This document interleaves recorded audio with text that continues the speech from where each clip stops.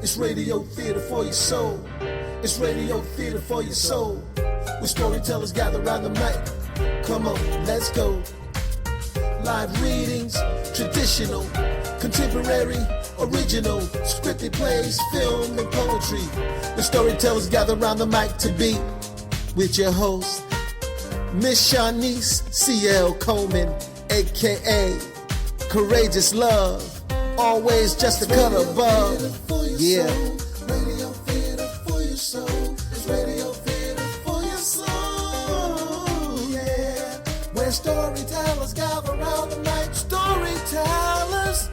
Where storytellers gather around the mic. Where storytellers gather around the mic. Tell your stories. Where storytellers gather around the mic.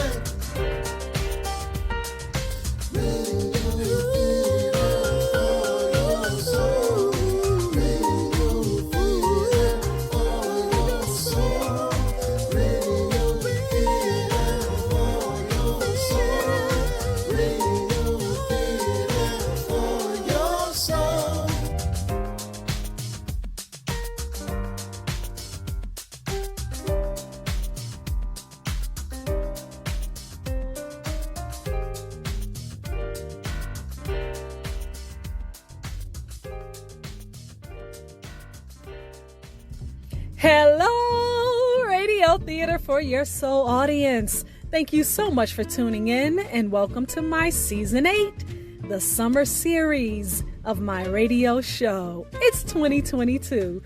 My name is Shanice C.L. Coleman, also known as Courageous Love, and I am your host who will be gathering with the storytellers around the mic weekly. Storytelling is a gift. It is meant to be shared. And our mission is to continue to provide a global stage for storytellers of all genres of storytelling. Even from the subways of New York City, you're listening to Radio Theater for Your Soul. So, does anyone want to know what Radio Theater for Your Soul is really all about? Yeah! Tell me about it. Break it down.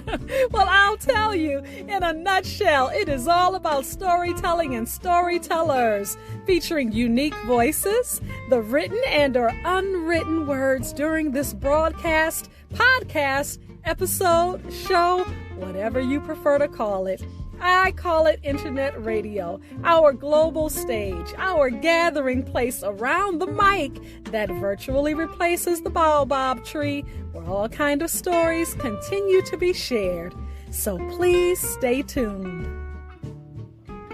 You're listening to Radio Theater for Your Soul, where storytellers gather around the mic.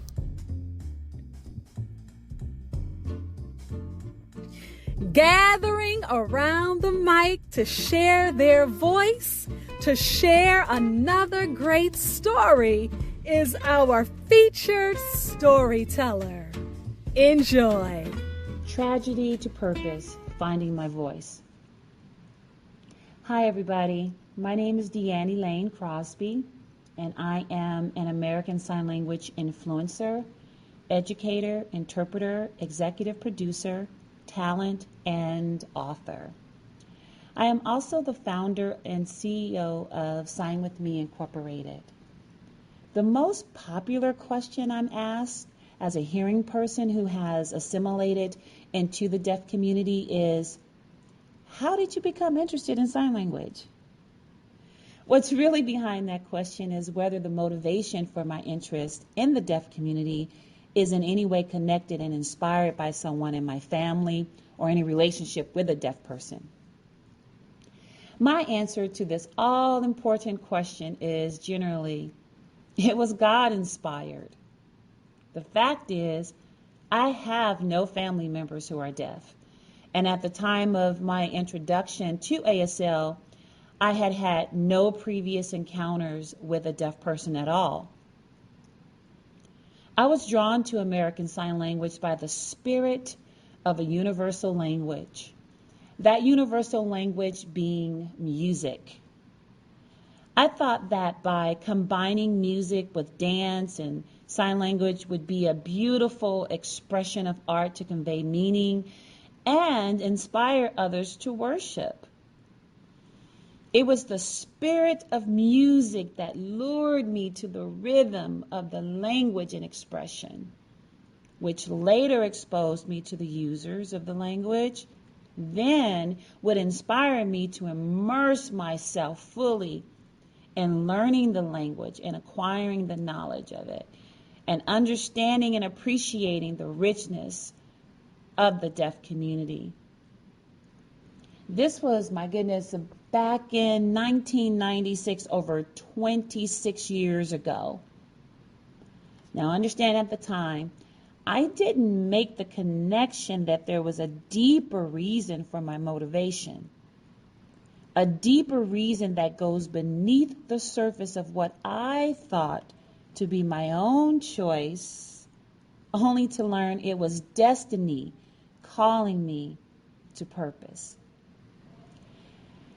That it was purpose birthed out of trauma that actually revealed to me my why.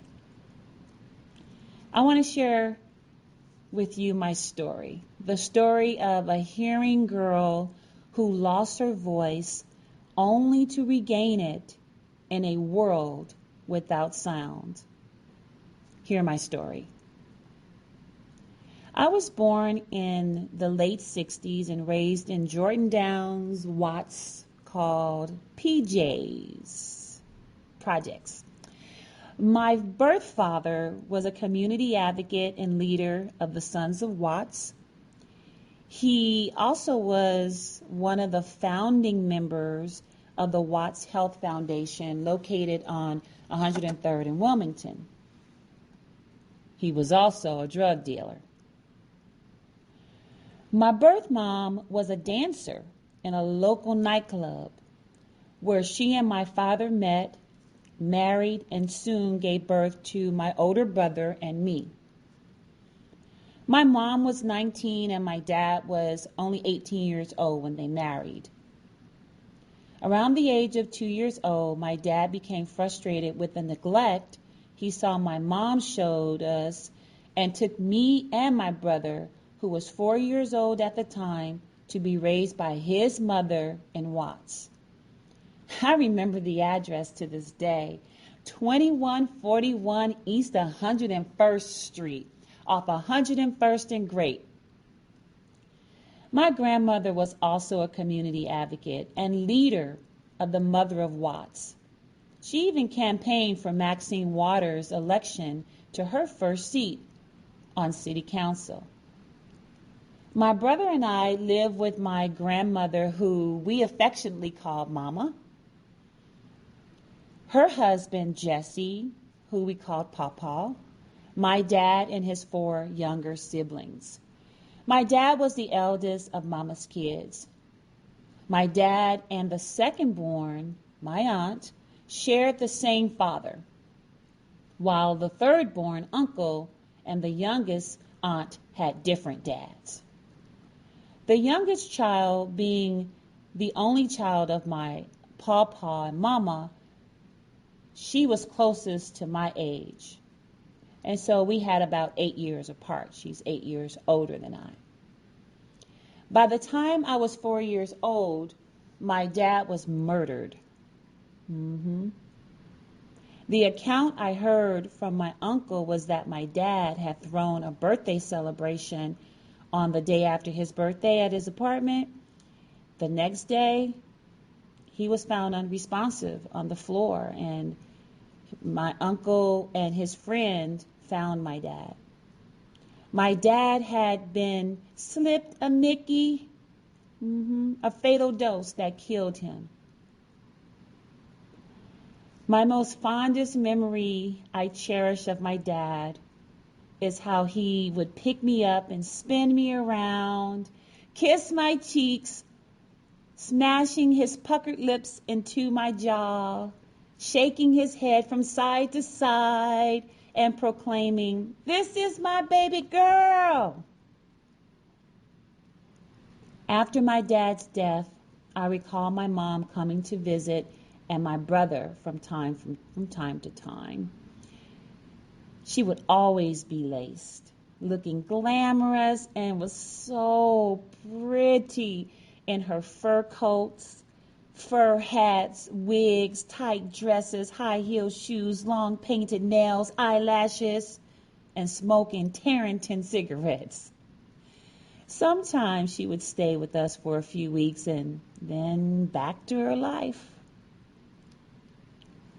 Shortly after my dad was killed, in the same year, I was a victim in a very serious car accident that nearly cost my life. I remember playing in the front yard on a sunny day, and like clockwork, the ice cream truck came slowly down our street. While outside playing, a block away, I could hear the playful sounds of music chiming from the truck speakers into the air as it slowly neared our complex. Echoes of "The ice cream truck is here" resounded, and kids screamed, and teens and adults gathered from all directions to the side of the ice cream truck to buy their favorite ice cream. I dropped what I was doing with excitement and anticipation and ran to the street curb. I stopped, looked to the right, where I saw a shiny lime green painted long car parked in the middle of the street, halfway down the block, with a person leaning on the driver's side window talking to the driver. I looked to the left. Nothing. I safely trotted across the street to join the crowd of people standing alongside the ice cream truck. I looked up at the colorful menu selections, wishing I had money to buy something. Within seconds of that thought, I heard my brother's voice yelling from across the street, from the direction of our house. He ran towards the curb yelling, "Dee Dee, I got your money for ice cream! I got your money for ice cream!" Hearing that was music to my ears. I was so excited. I darted from the edge of the crowd with focused intention on getting that dime and getting back to the line for my ice cream. But this time, I did not move with the same caution as I had before. And bam! That shiny lime green long car had apparently moved, picked up speed, and intersected at the point of hitting me. I was catapulted in the air and landed across the street under a parked car. Under the undercarriage of that parked car, on the warm street cement, I lay in the dark, peering out to the light, conscious but unable to move. I could hear chatter and negotiation about how they were going to try to get me from under the car, and someone saying, "911 is on the way." Ambulance and EMTs arrived at the scene, carefully extracted me from under the car, and on the gurney rushed me away to the nearest hospital. I remember being pushed through ER doors like patients on Grey's Anatomy, while all this dialogue above my head, IV in my arm, and my older aunt, whose voice I was able to distinguish from all the chatter, praying for me while running alongside of the gurney, leaning nearest my head. The last words I remember her saying was, "Big girls don't cry." Later, I learned I had suffered 2 broken legs, a broken femur, a ruptured spleen, broken ribs, and head trauma. I woke up in the hospital with a hard white full body cast on, in a hospital bed, in a room where I remained for several weeks. While there, when my family was finally able to come inside my room for visits, I was eager to tell them of my visitations from my dad. They gave each other strange looks and thought I did not remember that he was gone from us. When they reinformed me that my dad was not with us anymore, I told them he was here. I knew my experience, what I had experienced, and why couldn't it be true? After living restricted in a full body cast for about 9 months and tortured by the cracker crumbs that itched me daily, I was thrilled to finally get the cast cut off and the stitches out of my stomach and my head.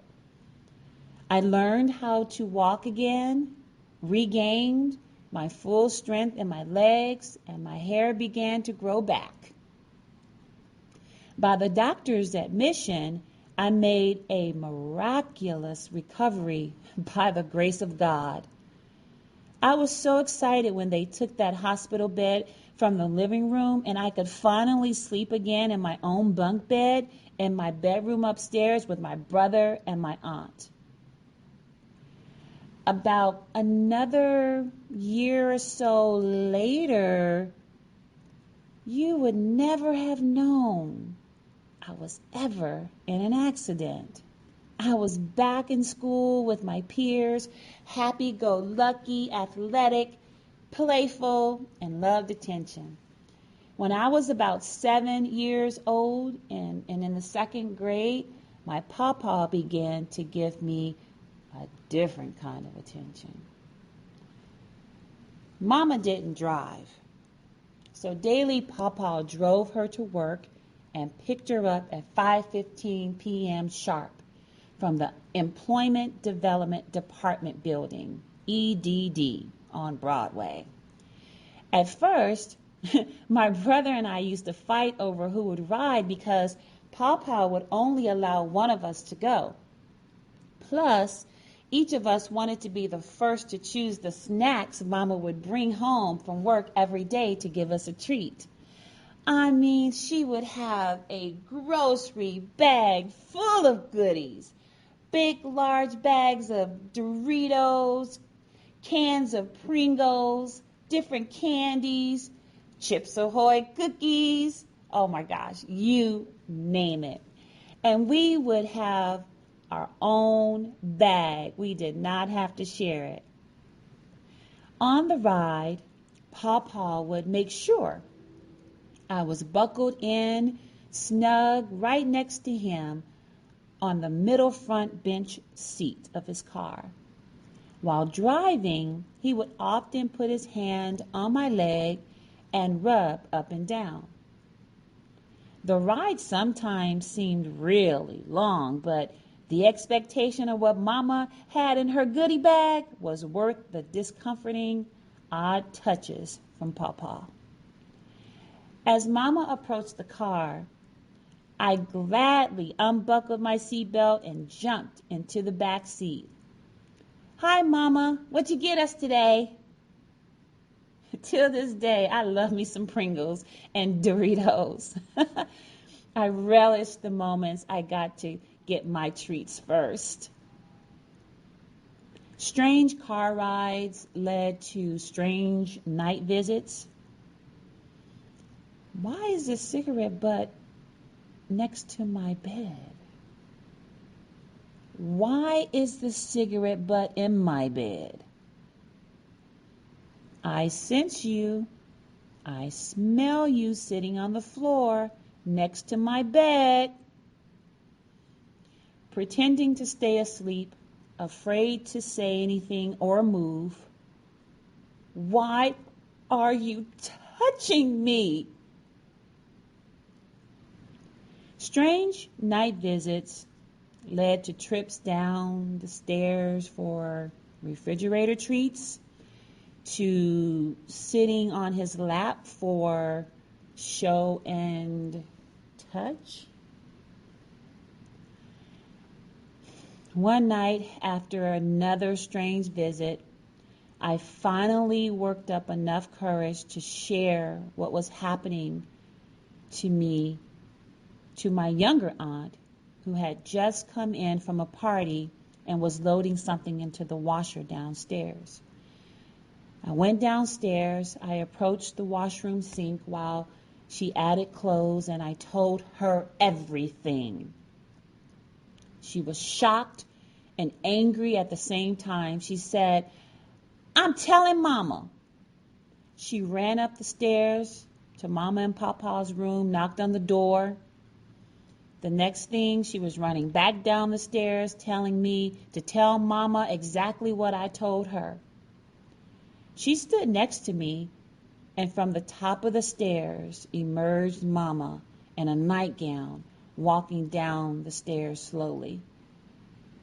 She stopped midway on the stairs. My younger aunt looked down and said to me, "Tell her." I obeyed. Mama summoned Papa, and he came to the top of the stairs. It was dark. You could only see a silhouette. She made me repeat what I just told her. She turned to him and said, "Is this true?" she demanded. "No. Why would I mess with her when I got you? She's lying." "I'm not lying. You did, I cried. Mama and Papa retreated back to the room, closed the bedroom door, and argued a bit. And that was it. Do you know what it's like to cry out from your soul for help and not to be heard? For your truth to fall on deaf ears, or to be left out there with no protection or defense as a child? At that moment, my voice was not heard. I was vulnerable, exposed, and did what I was told to do, and that was to tell, and nothing happened. In fact, it was as if it had never happened. It was never brought up again until many years later, when I broached the subject as an adult in my 20s, when I was going through my healing journey. For nearly 20 years of my life, I carried this truth about what happened to me. And along the way, I always managed to speak the truth, but more often than not, I always felt like I wasn't being heard.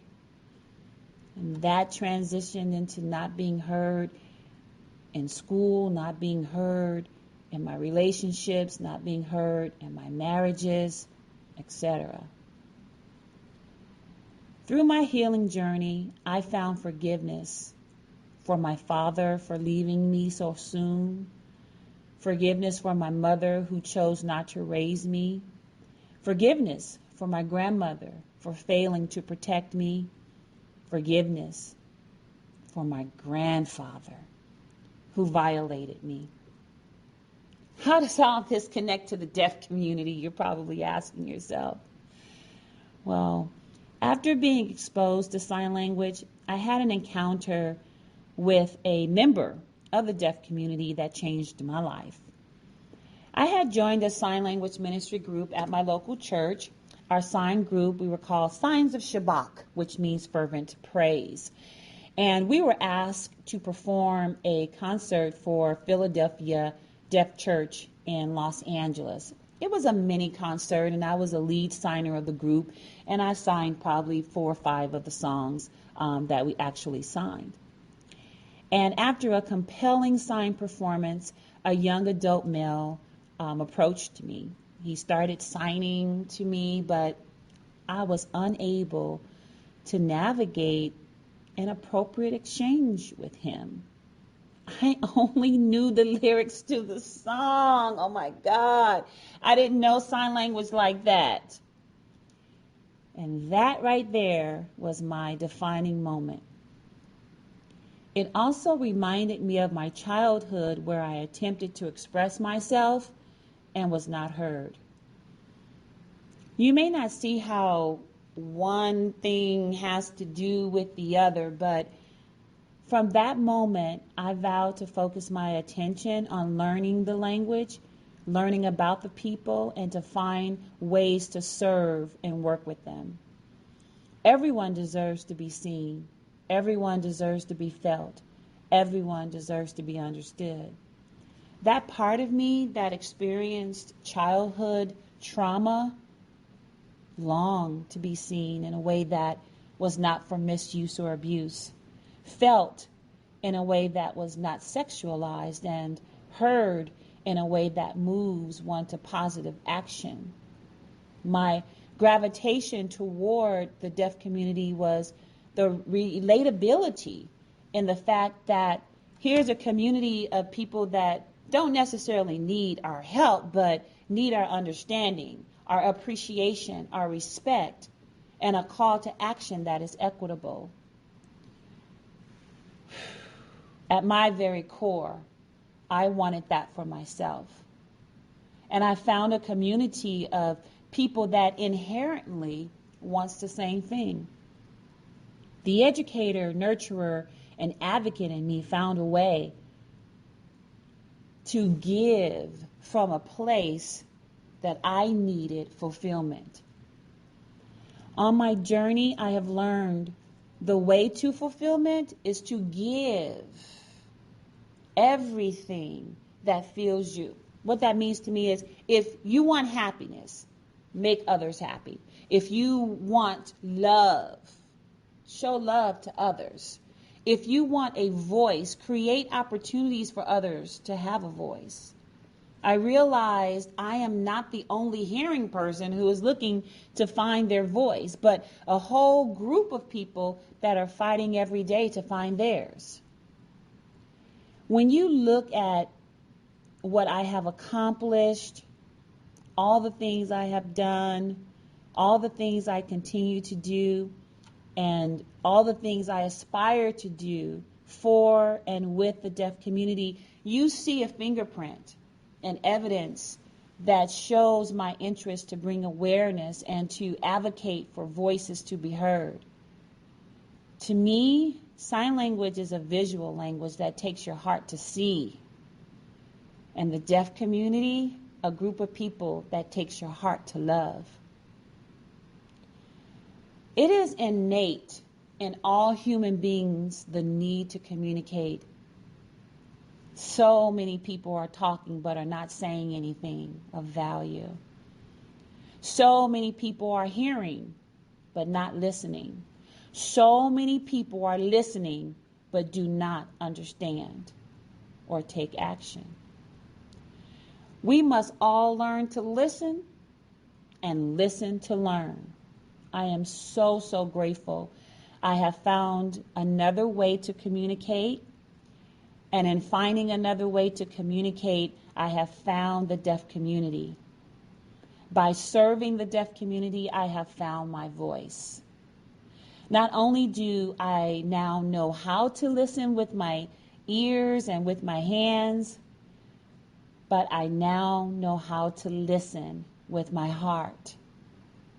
I encourage you to do the same and know that you too can turn trauma into purpose. Thank you.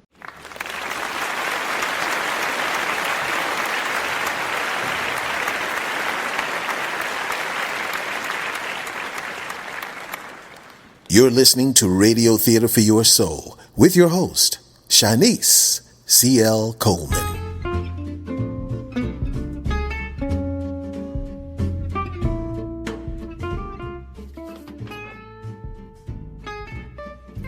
Thank you to Featured Storyteller, founder and CEO of Sign With Me, Inc. She's an ASL American Sign Language influencer, interpreter, educator, and more. None other than Miss Elaine. her story titled From Trauma to Purpose, Finding My Voice, is about a hearing-abled girl who lost her voice only to regain it in a world without sound. To connect with featured storyteller Elaine directly, you can go to her website at www.signwithme.org. That's signwithme.org. You can also email her at contact@signwithme.org and or at signwithme.org on Facebook, Twitter, and Instagram, as well as at Deanne Elaine, spelled DYANNELAINE on Facebook and Instagram. Now, if you missed any part of Deanne's encouraging story, From Trauma to Purpose, Finding My Voice, please go back and listen anytime right here on Radio Theater for Your Soul, as often as you like and wherever you listen to podcasts. You can also listen on our website at Radio Gathering. wixsite.com/Radio Gathering. Please follow us at Radio Gathering on Facebook, Twitter, and Instagram. And please subscribe to our YouTube channel for selected shows and snippets of all kinds of stories and all kinds of storytelling. Listeners, this is the Summer Series Season 8 here at Radio Theater for Your Soul. Please continue to tune in and share all of our new stories and new storytellers. We all have a story to tell, and we release them every Saturday at 2 p.m. Pacific Time. Now, if you're new to the podcast, check out our archives. You will find a story that speaks directly to you.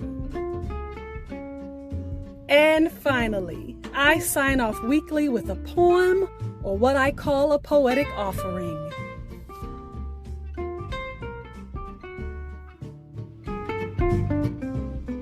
See us dance on dreams unspoken, moving on through time towards our tomorrow, listening to the music of our spirit.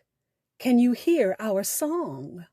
Our song sings through the wind, stretching to the sun, speaking our language, having our say.